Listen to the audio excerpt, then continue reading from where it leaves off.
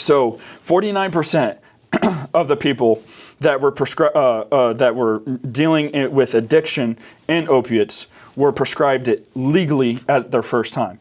So that bears a really big question on how much we should be taking, period, right? Welcome, ladies and gentlemen, to the Gap Fillers podcast. My name is Michael Bradford. First, before we get started, don't forget to like and subscribe.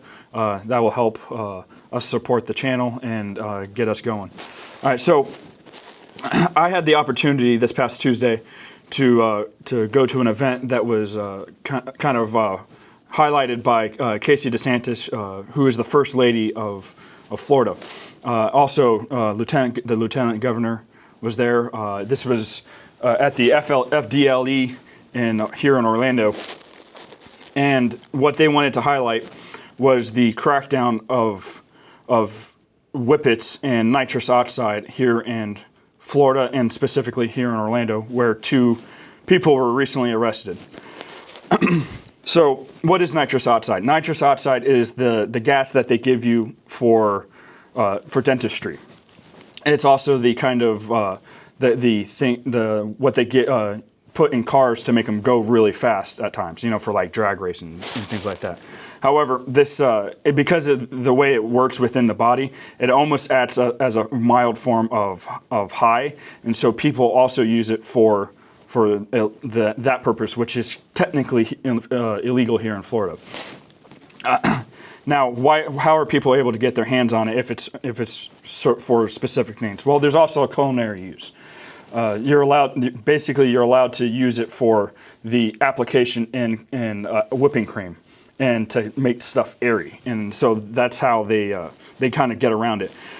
Now, who sells this, right? Well, grocery stores, but also these smoke shops where they're selling vapes and stuff like that. They're also selling these nitrous oxide canisters, which it's illegal to sell over 15 grams of. So that's how most of these people were caught. 2 here in Florida, in Orlando, and 70 around the state in the past year. Excuse me. So what I want to highlight with this, though, is it was a good discussion, and honestly, it's probably a good thing to crack down on is the illegal use of this. There was a lady there that gave her testimony of one of her sisters died from basically it was a form of overdose because it depleted her B12 and she died from that. Now, I struggle with the amount of government overreach in a lot of things, and I 100% agree that there should be some form of restriction on this, especially probably an age restriction. There's currently no age restriction, so it doesn't even require an ID or an age requirement, so 18 or 21.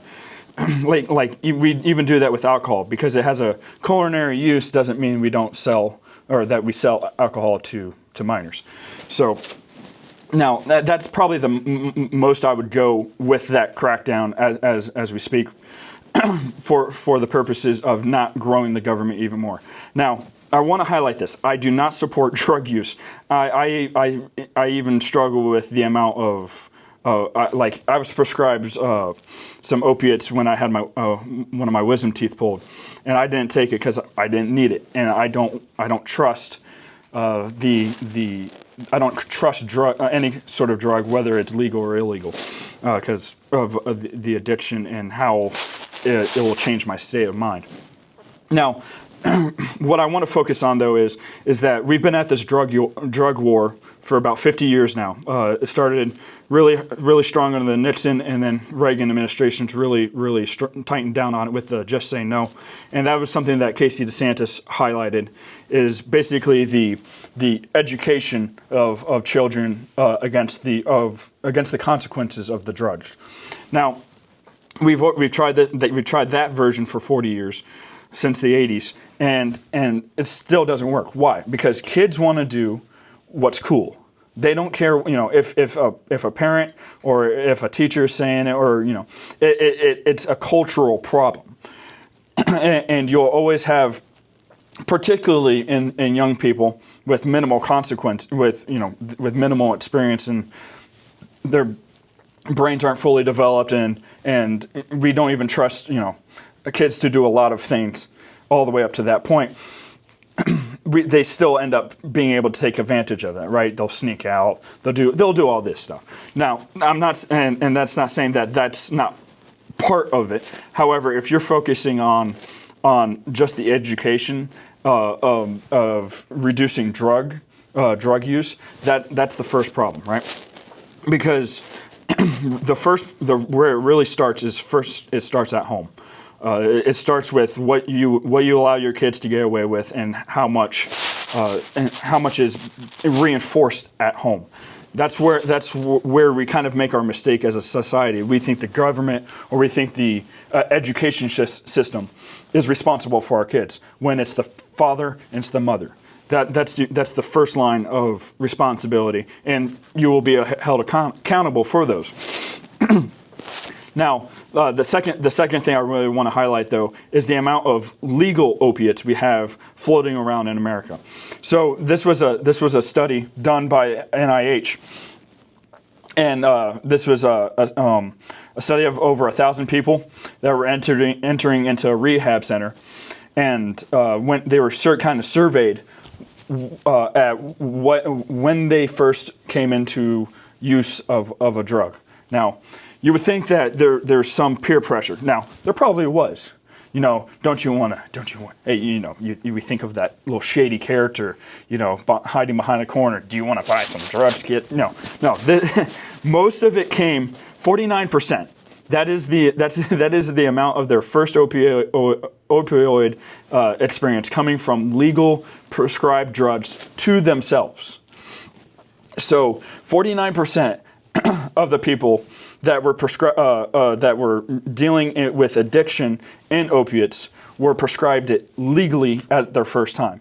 So that bears a really big question on how much we should be taking, period, right?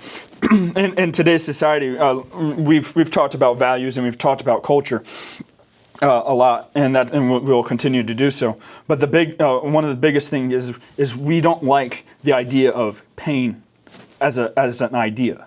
We don't like the idea that there is pain and suffering in the world, so we try to hide it and minimize it. Now, everybody deals with pain, and what you do in life, you can't attribute to pain. It is not a version or an excuse for why you act a certain way. It is often used as that. But people have dealt with pain since the very beginning of time. And as humans, we've always tried to avoid it. The biggest one would probably be with alcohol, all the way through the Americas and from the beginning of civilization. And the problem is that we don't like the idea of pain, so we try to hide it, and we try to say it's all bad instead of enduring through pain and coming out the other side. Because what drugs end up doing, especially with opiates in particular, is that they make you crave that, and it makes you feel pain as a way of wanting that drug again, because your body is not dealing with the symptom. The pain is the symptom, not the cause of what is wrong within the body. So the brain the nerves are saying, "Hey, this is something wrong here," and oftentimes it's understandable, right? After a major surgery or an accident, that also goes into our homelessness situation, which we'll deal with at a later point. But we're all 2 steps: an accident and drug addiction to homelessness.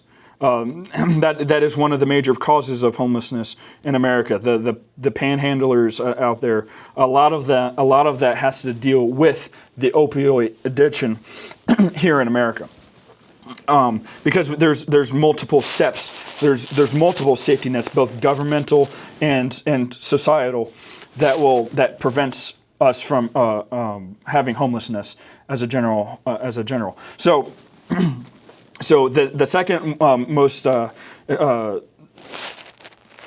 reported first encounter with opioids is diverted prescription, which means secondary use. So their mom had a surgery and the kid gets a major, breaks an arm and is in pain, and so the mom gives them the opioid, or somebody sneaks into the medicine cabinet and grabs their opioid. So that equals over 80 or close to 80% as not first encounter illegal. I mean, the second one is shady for sure, but it's not something that we can really crack down on outside of culture.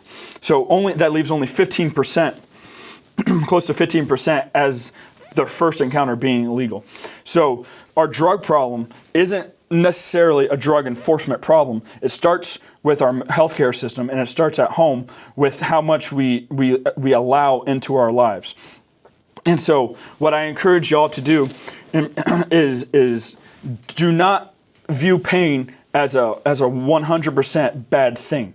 It is something to be endured. Now, you don't take my, if you're just going through a major surgery, don't take my, this as an end all 100%. Never take any kind of pain medication, but don't allow that to be the reason why you end up homeless. And do not get addicted to that. If you deal with addiction in other forms, don't allow yourself to have control over the opioids.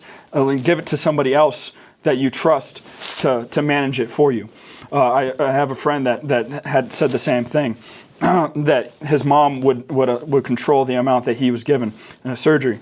So that's one way. The other thing is don't allow it into your house. I would actually keep it in a lockbox of some kind. If you wouldn't allow your kid near a firearm, you wouldn't allow your kid near your prescription bottle. It's just as simple as that. Accidents can happen in the same form. So that's what I want to leave you with today. Don't forget to like and subscribe, and or leave a comment and tell me what you think about this video. But thank you for joining me, and have a good week.